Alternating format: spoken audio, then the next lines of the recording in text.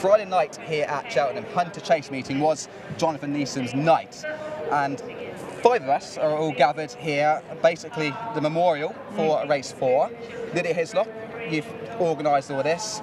It was Jonathan's probably favourite night of the season. Definitely. And it is a very apt night to remember him. It really is, and we also chose a race whereby you had to run in points in order to be able to take part, and I think that really sort of captures the point of why we chose this race, because he loved all aspects of jump racing, from point to pointing through to the Cheltenham Gold Cup and the Grand National, and those particularly tricky handicap hurdles that you get around the country. He loved those, so especially he'd be right at home here. Southwest, well, I was lucky enough to work with him in the last couple of years, and obviously you 4 have all worked with him a lot longer than I did. I'll ask you for one memory each. I'll start with you, Lydia. I know there's lots of memories, but I'm going to hold you to one for a great man. Mine's just a silly one. I'm just a really, really silly one. He's got this story that he always used to tell involving his mother and the little chef. And bearing in mind the number of times I was in the car with Jonathan, literally every time we went past any literal chef, it would trigger that story. Always proceeded with, "Did I ever tell you?"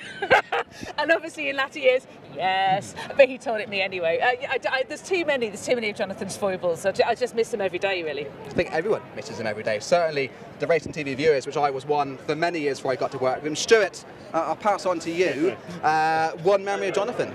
Well, this was actually from a day when I was commentating, and it was a very rare foray to Sandown jumping, because I rarely get south when I'm commentating, and it was a handicap hurdle. It was a big field handicap hurdle, and there was loads going on in this race. I think 3 came down on the bend after the winning post, and it took me all the way to halfway down the back straight to work out what they were. And then somebody I think it was Jamie Moore, got stopped in his run against, and he put through the rails turning in as well. And I just about survived the race and wandered back to the press room for a restorative cup of tea. And Jonathan was in the corner looking at the TV on the replay, doing the close-ups, and he just turned round and said, "Well, you'll never get invited back here again, will you?" Short and sweet, Jonathan. And do you know what? I've never done a jump meeting at Sandown since, so he was absolutely right. Spot on as always, Jonathan. David Fitzgerald, you worked a lot with Jonathan. I did. You had to be on your toes. What was your favourite memory? I think my favourite memories is just general things that he used to do. Like if I was recording an opening link, he'd be prancing about behind the cameraman like Morecambe and Wise, doing his best to put me off. And you know, if it was Lydia or Stuart or Nick or someone like that, it wouldn't work. But with I'm not quite as professional as them, and it would frequently just put me off. And just standing next to me, sniggering when you're trying to, just put you off. Generally. Yeah, he was just full of mischief. That was just him generally, and it was never anything but a pleasure working with him. And this is his night, and Lydia's been the driving force behind having this memorial, and it's very fitting. And I still miss working with him. I think everybody misses working with him. Eddie, you've probably known him the longest potentially through those years punting trackside. Your favourite memory? Just that I travelled a lot with Jonathan, both in the car and on the train to the races, and he used to drive here mainly. But one year the festival was on, I persuaded him to come by train. So he said, "I want it to be really crowded and uncomfortable." I said, "No, the best thing to do is we go to Bristol Parkway, and it's only half an hour from Bristol Parkway. It's really easy. You'll never see a soul." So the first leg of the journey went swimmingly. So this is the way to go, isn't it? He said, "Jonathan, this is a really good one." Then we got to Bristol Parkway, and the train came in, and it was absolutely rammed, and we just managed to squeeze on. So rather a lot of bucolic West Countrymen on there who'd already been on the source all the way from Penzance or wherever they come from. They decided that I was David Mellor, and Jonathan was Sir Tim Rice. So what do you fancy? What do you fancy, Tim? Here, Dave, you don't look too clever. And anyway, Jonathan smiled wryly at this, as he would, and suggested we try to squeeze down to the next carriage where they didn't recognise Sir Tim. And as we got off the train at Cheltenham, he said, "I'll be driving tomorrow." Lesson learnt. All in all, Jonathan is a wonderful man. I had the pleasure of working him nowhere near as long as you guys, but I really enjoyed it. Always kept me on my toes, and he's much missed. And the 4th race, Jonathan Neesom Open and the Chase, is definitely going to be one we're going to miss him a lot. But thank you very much, Jonathan, for all the years that we've shared with you.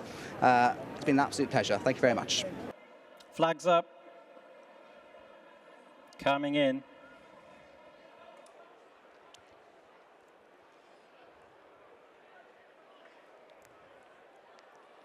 Thanks, James.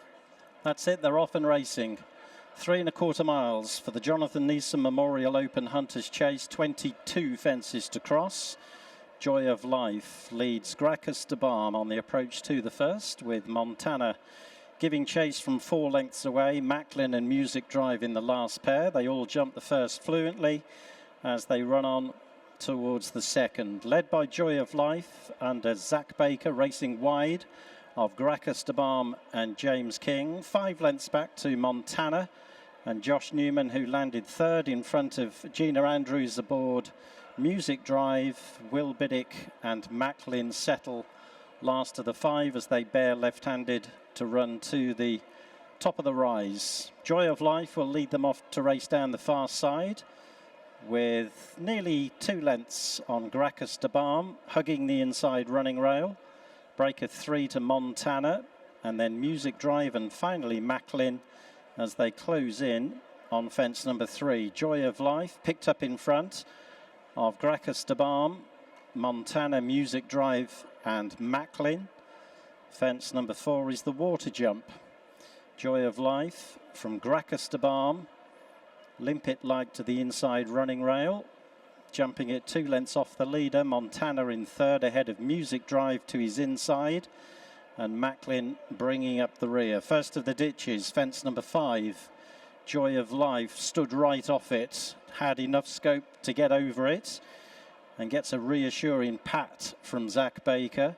Gracchus de Balm on his inside, and then Montana, Music Drive and Macklin as they clear fence number 6.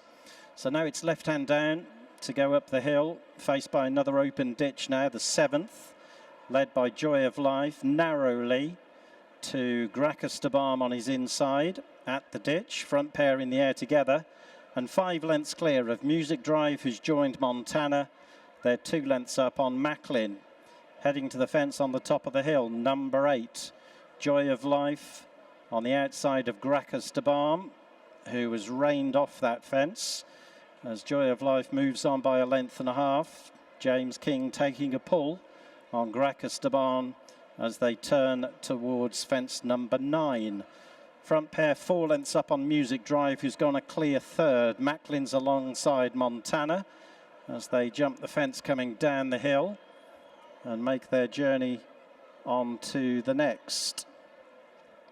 So it's Joy of Life on the outside of Gracchus de Balm with 3 or 4 lengths back to Music Drive, and then Macklin up the inside of Montana, arriving at fence number 10. Joy of Life picked up marginally ahead of Gracchus de Balm, with Music Drive within 3 lengths of the front pair, joined on his inside by Macklin.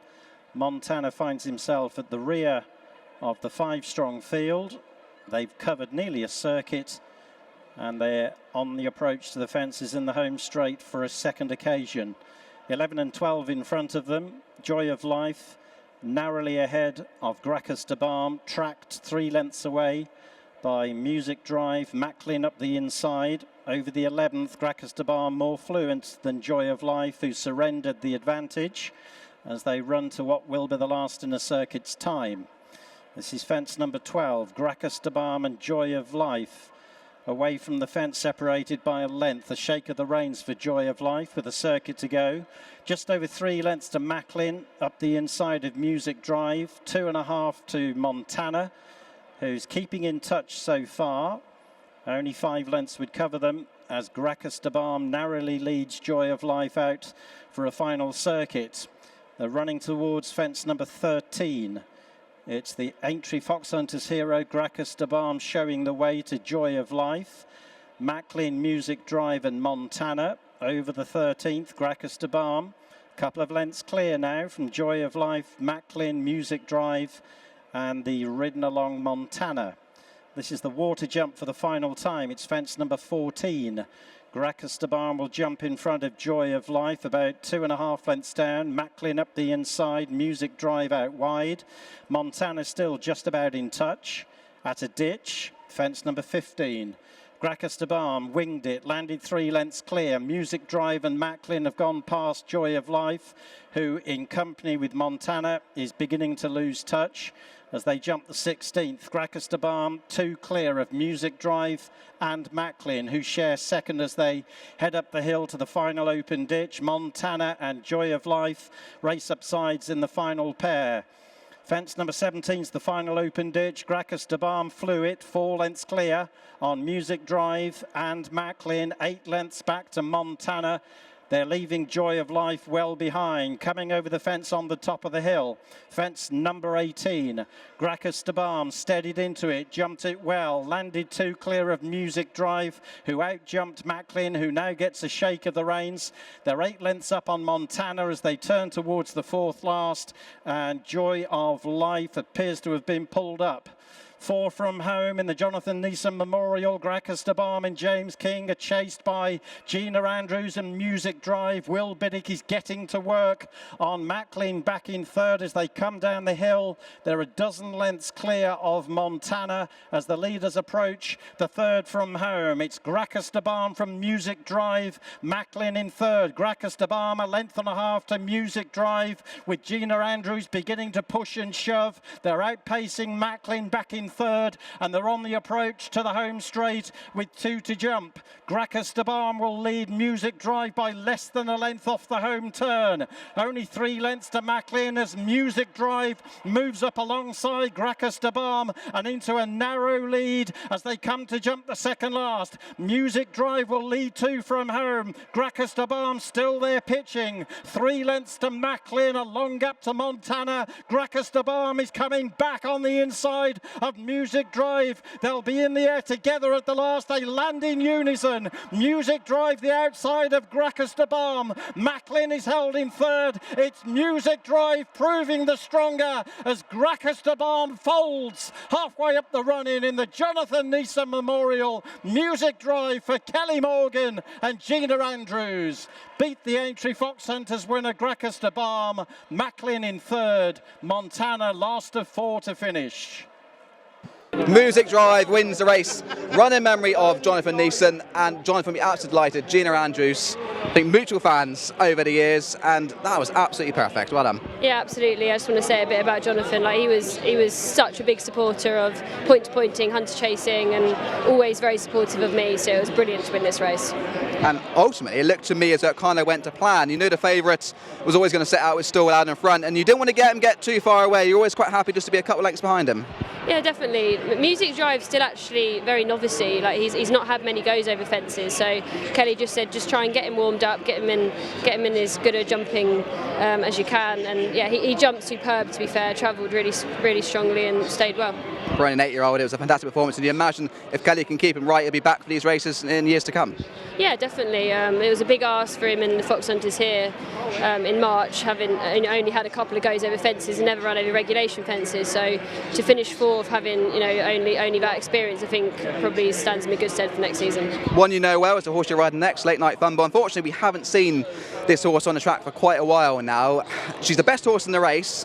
What are your hopes for that absence? It's been 1,071 days since winning here, 800 days since running Poynton. Yeah, a long time. She's actually had a foal in that time. Yeah, so look, who knows? She might not come back as good as she was. You never know of these things. So I honestly don't know how she'll go, to be honest. That could be an amazing story if she's had a foal and comes back and wins again at Cheltenham. Yourself, things are going really well. Point to point, 20 winners this year. Obviously training as well. You're joint in the training championship. Things are going well. Yeah, no, we had a good year. I think everyone was struggling a bit now with the weather and it drying up so much. But we've had a pretty good season so far, and long may it continue. Jonathan will be delighted you won this race. Congratulations and well done. Thank you very much. Thank you, Gina.